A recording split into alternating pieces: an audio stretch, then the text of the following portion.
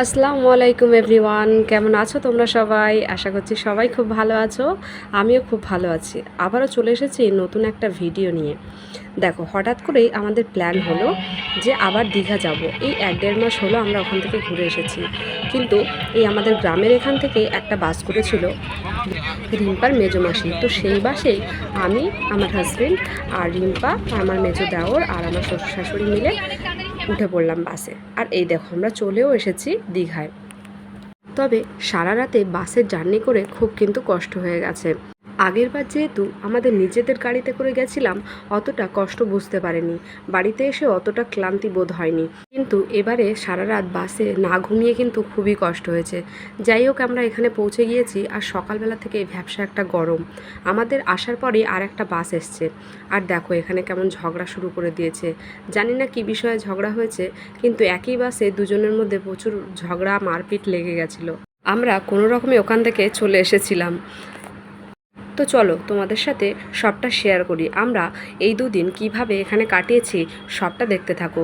পুরো ভিডিওটা দেখবে, স্কিপ করবে না কিন্তু। চলো। আমার সানায়া আর নাহিদ দুজন মিলে কেমন হাঁ করে তাকিয়ে আছে দেখো, ঝগড়া দেখছে। ওরা কিন্তু ভয়ও পাচ্ছে।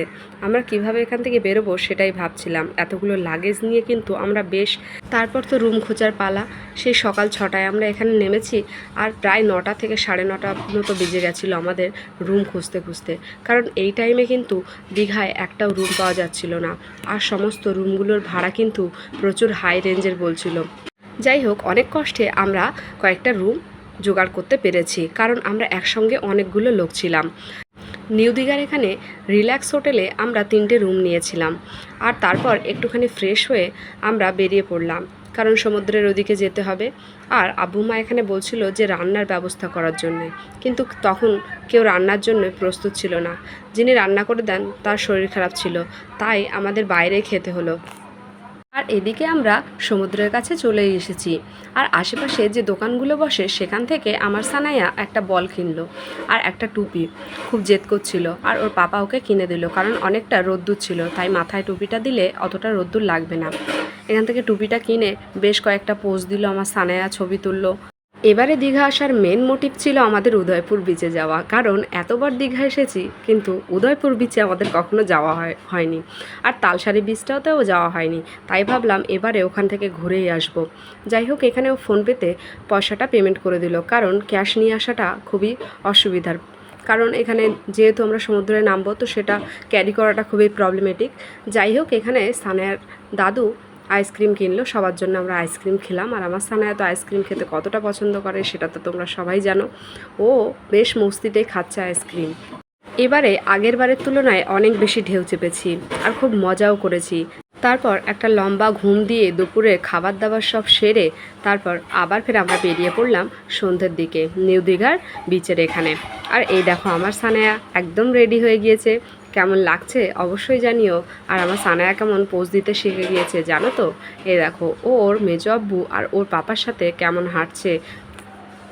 নিউ দীঘা সমুদ্রের এখানে যে পার্কগুলো করা আছে না, ওই পার্কের ভিতরে আমার সানায়া তো রাত 9টা-10টা অবধি এত খেলা খেলেছে, তোমাদের কি বলবো। ও যে কতটা আনন্দ পেয়েছে, কারণ 2 ভাই বোন একসাথে এসেছে, নাহিদও এসেছে, দুজন মিলে এত দৌড়াদৌড়ি করেছে, তোমাদের আর কি বলবো। দেখো,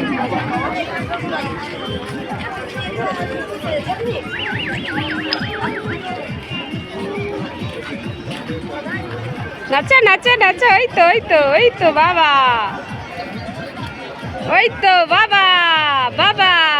এদিকে ফিরে নাচো নাহিদ, এদিকে ফিরো। হ্যাঁ, নাচো।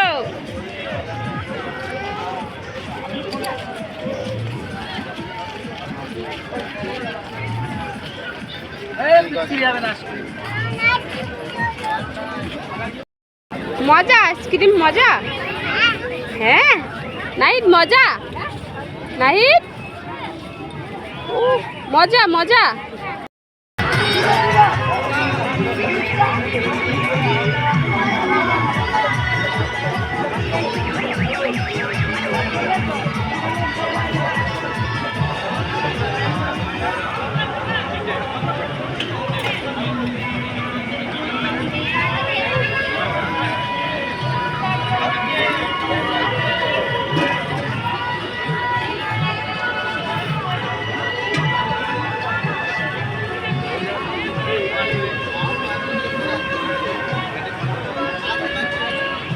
তারপর আবার ওর মেজো আব্বু ওদের দুজনকে নিয়ে গাড়ি চাপাতে এলো, কারণ গাড়িটা দেখে ওরা খুব কান্নাকাটি করছিল। এগুলো চাপতে যে ওরা কী মজা পায় আমি জানি না।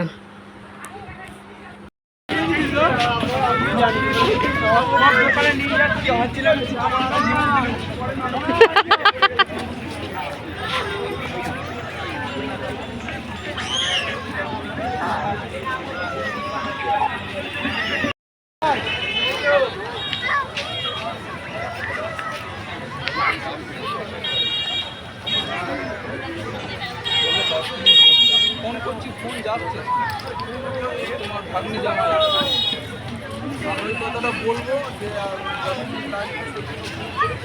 খালি ওই দিকে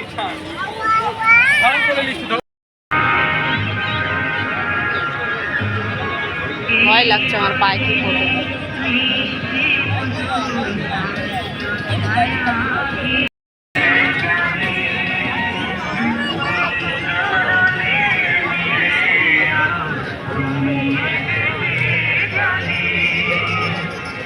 পরের দিন সকালবেলা দেখো আমাদের পাশের রুমটাতে যেখানে রিমপাড়া ছিল ওখানে ওদের ব্যালকনিতে বসে একটা হনুমান দেখো কি খাচ্ছে। রাতের বেঁচে যাওয়া খাবার ওখানে ওরা রেখেছিল বোধহয়, সেটা টেনে টেনে খাচ্ছে। আবার আমরা রেডি হয়ে গিয়েছি সকালবেলা বেরোনোর জন্যে।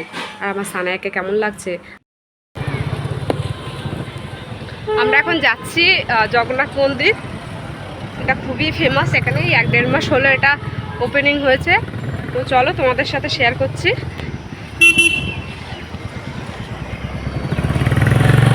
আমরা হেঁটে হেঁটেই যাচ্ছি। এখানে নিউ দীঘা থেকে ওই 5 মিনিট মতো হাঁটা।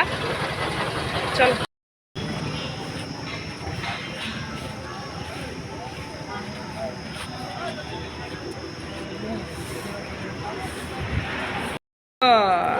বাবা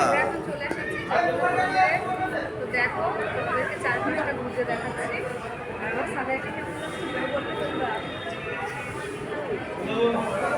এই দেখো এই পথে সবাই এসছে, এখানে মন্দিরের মধ্যে প্রবেশ পথ। এটা এখান দিয়ে এন্ট্রি করে সবাই এখানে গিয়ে এই যে এই রাস্তা ধরে সোজা সেই মন্দির, ওই যে মন্দির, ওই যে মন্দির, সব এখান দিয়ে যাওয়ার রাস্তা। এখান দিয়ে আসে এই রাস্তা ধরে সব। চলো। জগন্নাথ মন্দিরে আমরা একা একাই ঘুরে চলে এসেছি, কারণ তখনও কেউ রেডি হয়নি। সকালবেলা উঠতে সবাই দেরি করে। আমরা ভাবলাম ওখান থেকে ঘুরেই আসি। ওখান থেকে ঘুরে আসার পর আমরা একটা গাড়ি বুক করেছিলাম, আর সেই গাড়িতে করে আমরা বেরিয়ে পড়লাম উদয়পুর বিচের দিকে আর তালসারি বিচ। প্রথমে গেছিলাম তালসারি বিচে। আর এখানে দেখো আমার হাজব্যান্ড ডাব খাচ্ছে আর কেমন পোজ দিচ্ছে।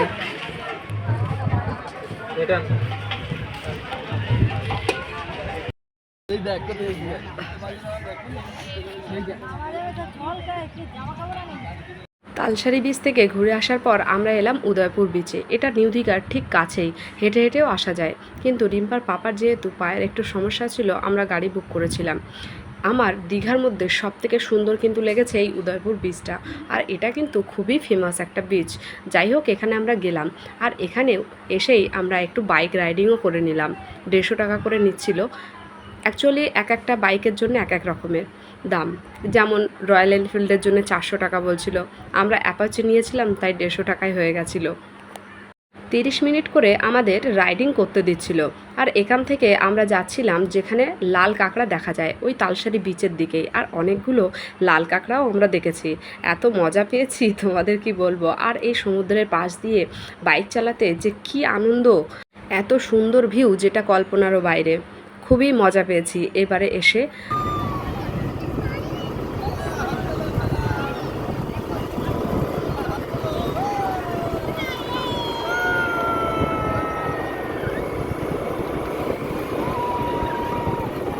कुरमा ले लो।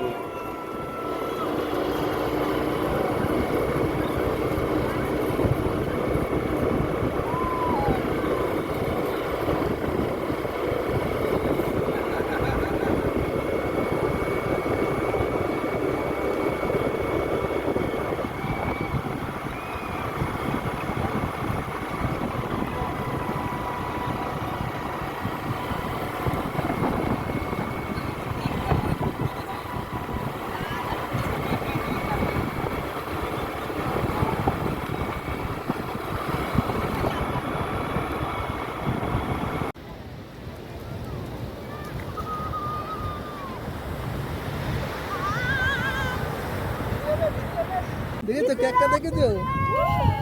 ক্যাকড়া সানায়া বেশ এটা মজা লাগলো একটু। বাড়ি নিয়ে যাবো।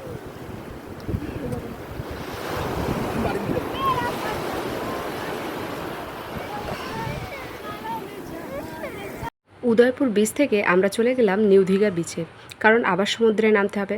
তার আগে খুব ইচ্ছা ছিল এই বোট রাইডিংটা করার, আর এটা ছিল খুবই অ্যাডভেঞ্চারাস, কারণ এটা একদম মাঝ সমুদ্রের বরাবর ওইদিকে যাচ্ছিল। আর এখানে কিন্তু নামতেও দিচ্ছিল এখানে স্নান করার জন্য। এখানে নেমে স্নান করার জন্য আবার ওরা 100 টাকা করে নিচ্ছিল।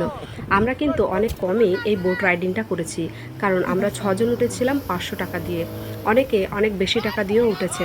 দেখো আর একটা বোট পাশে চলে এসেছে, আর কেমনভাবে লাফ দিচ্ছে দেখো মাঝ সমুদ্রের মধ্যে, একটু ভয় পাচ্ছে না। আমাদের কিন্তু খুব ভয় লাগছিল এই জায়গাটাতে, কিন্তু খুব ইচ্ছাও ছিল যে এরকম যাব, এই বোট রাইডিংটা করব। অনেক দিনের ইচ্ছা ছিল, সেই ইচ্ছাটাও আজকে পূরণ হয়ে গেল।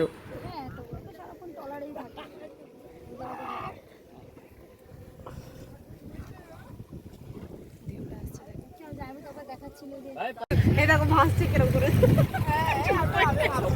শ্রীলঙ্কায় চলে গেছে। ও স্বপ্নে চলে গেছে।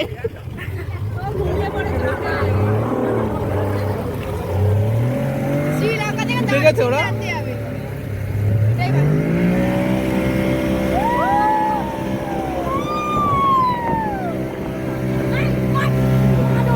চলে আসো, চলে আসো। হ্যাঁ আর একটু থাকো। ওদের একটা ভিডিও করতে সবার চলে আসো, জল ধরে নেবে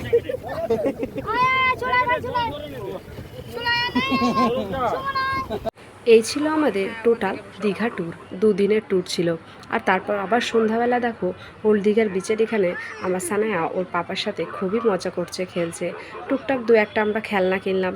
তারপর ওখান থেকে চলে এলাম এবং বাসে উঠলাম রাতের বেলা, আবার সকালবেলা বাড়িতে পৌঁছে গেলাম।